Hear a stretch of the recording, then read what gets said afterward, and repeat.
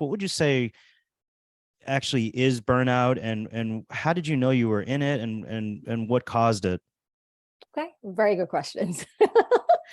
I'm still discovering that. So burnout, I just hosted a summit called Ban Burnout Summit, and what it was a 21-day experience for healthcare professionals. I mean, moms, dads. I just made it as open as possible because I can experience burnout as a healthcare provider, but my husband could experience burnout as a parent, or it was just a lot. And I think the pandemic, as there was a light from the pandemic. It allowed us to be more vocal. And that's what I truly appreciated from the pandemic. It allowed us to slow down in such a way that we were able to tune into our desires and tune into who we are. And I think with burnout, when I think of burnout, not only does it come with exhaustion, but it really does come with not knowing or being aligned with your vision for your life. So my vision is to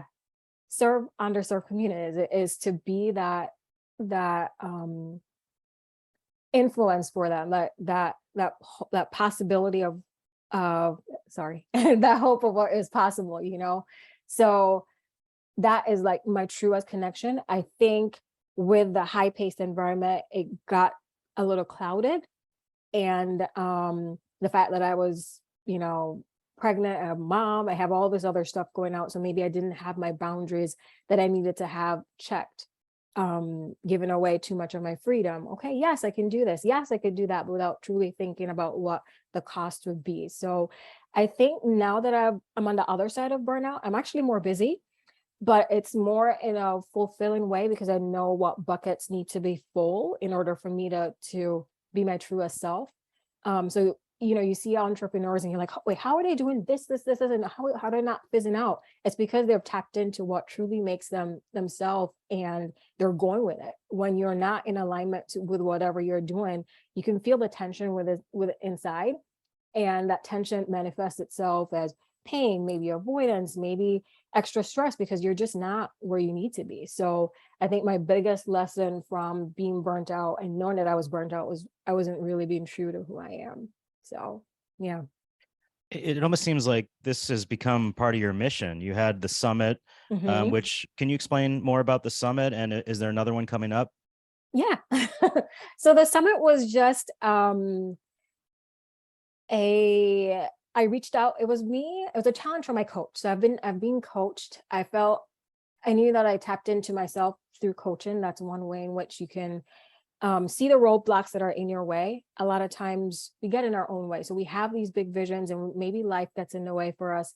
Other things get in the way for us. And I felt like working with a coach, I don't even remember how she came into my life, but literally it came at the right time. So the universe looks out for you too. And she helped me to tap back into who I am. And as part of my journey, the challenge was to speak about it, like make it more normal. I know you do the same, like you've come out too since the pandemic, and you've made such great strides with sharing the struggles that us dentists face within practice. And that was one of the blessings of the pandemic, so that here am I saw there was a need for more to share, and I felt that the summit did provide the opportunity for me to do that and to connect with people. That's something that I was missing for such a long time. So I organized it across different disciplines. So I had like a mindfulness instructor, I had meditation, like all the things that truly make us us. So, we have to take care of our spiritual well-being or bodies. So I try to tap into all those different pieces so people could get a flavor as to how to heal themselves too. So there's more to come. I'm still learning about the process, and self-care was a big thing.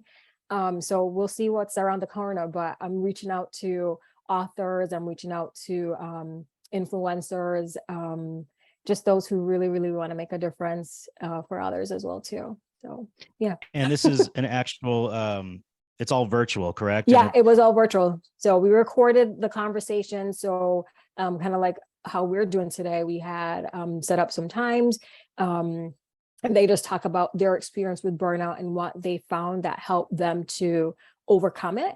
And then they share that with the audience, and the audience was able to reach back out and touch with them if they wanted to learn more about some of the strategies that they suggested. Yeah. And this was actually 3 weeks, correct? It was Yeah, a 21-day it summit. was 21-day summit. So I guess going forward, with our engagements, we live in such a fast-paced environment. We want information at our fingertips right away. So I think 21 days, even though 21 days is like the magic number for forming new habits, I think maybe something a little shorter, just so we can get more engagement and get the word out faster. Because I found that with the summit, people tended to tail off towards the end. So maybe doing something a little shorter next time would be helpful.